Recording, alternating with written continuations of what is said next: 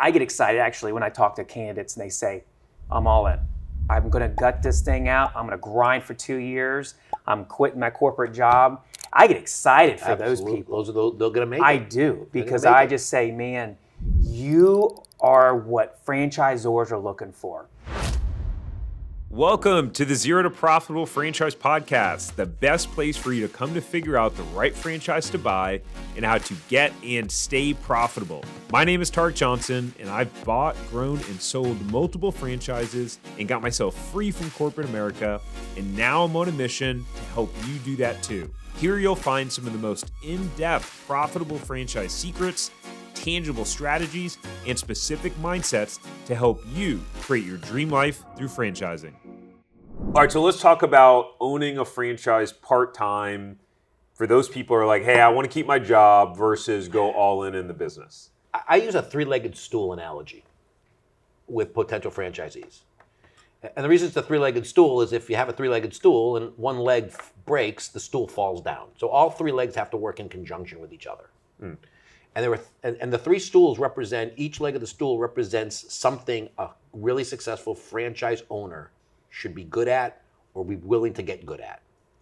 And there are three, and in no necessary order: hiring, training, developing, maintaining a staff, being able to lead and manage a team of whether it's blue-collar technical people or salespeople. Managing a staff is critical important. So, Mr. and Mrs. Candidate, are you comfortable in that role? Have you experienced in that role? Would you be willing to learn about that role? That's the first leg of the stool. The second is kind of like mayor of the community, right?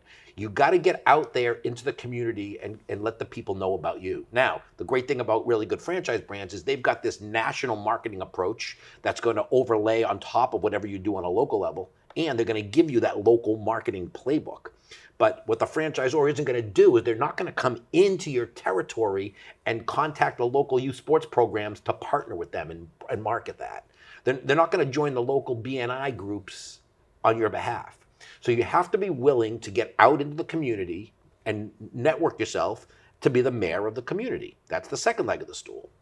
And the third leg is someone's got to be able to close deals when leads come in, because the franchisors are going to be filling up your calendar with leads because that's how they help you.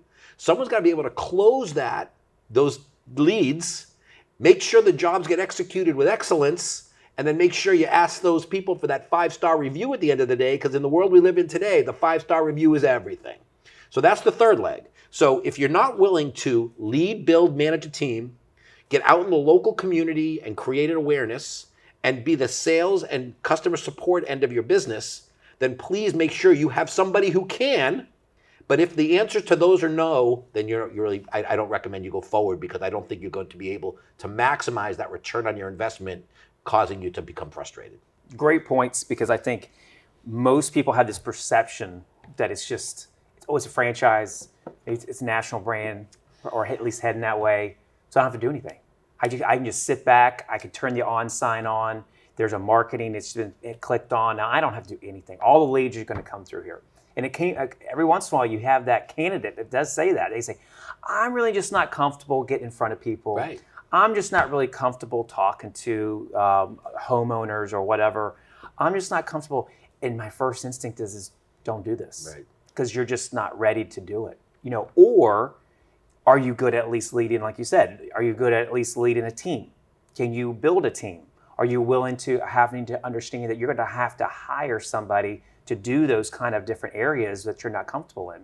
And you're going to probably have to hire a good person, somebody who's going to be well qualified. So it's probably going to be eating into a little bit of your profits and things like that, because now you're taking yourself out of that. A lot of times I like to tell people, I get excited actually when I talk to candidates and they say, I'm all in. I'm going to gut this thing out. I'm going to grind for 2 years. I'm quitting my corporate job. I get excited for those people. They're going to make it. I do, because I just say, man, you are what franchisors are looking for. You're burning the boats. You're getting out there, and you're like, this is the only thing I'm doing. I'm going to wake up, and I'm going to be putting that hat on or whatever, and I'm going to go out there. I'm going to talk to people. I'm going to be just hustling. I said, you're going to be successful. Yeah, no doubt. And those people tend to go through the system very quickly. Yep. And then the ones that are like, well, I'm going to keep a little foot into the corporate world. and I'm going to do this a little bit on the side. Full honesty, I say, well, it may take you longer to get to the numbers that you're looking for. It's okay, you can. I mean, it's possible, but just know there's still a grind aspect of any business. This is not just, most people's perception, we talked about it before, is mom and pop. It's right from the very beginning. It's fresh. It's 0-0. I say this is the same thing. This is the same thing. You are starting a brand new business, but the franchisor is going to help you launch you faster. They're going to push you right to the front line very quickly. So with that being said, it's still a grind.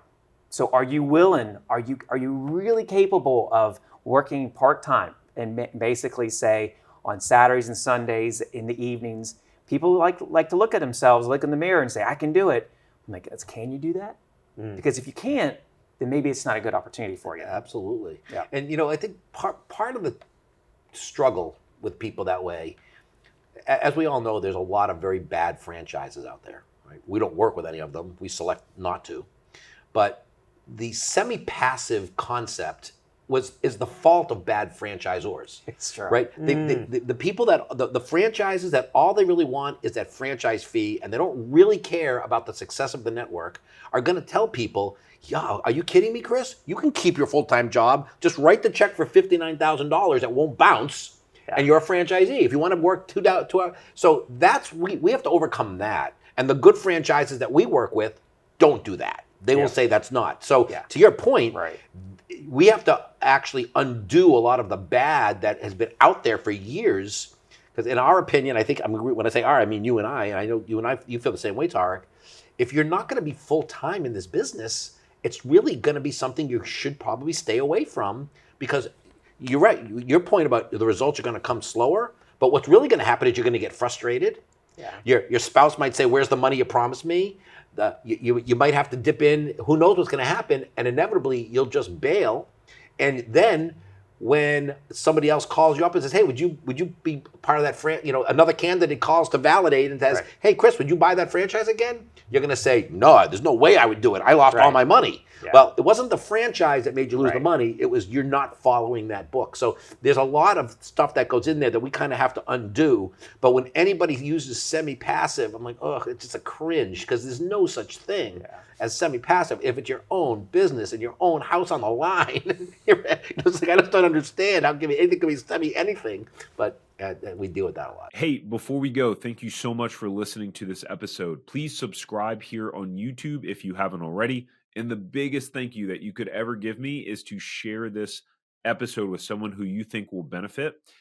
That means that we can share this message with more people and hopefully positively inspire them like we have you. So thank you. And until next time, go build your empire.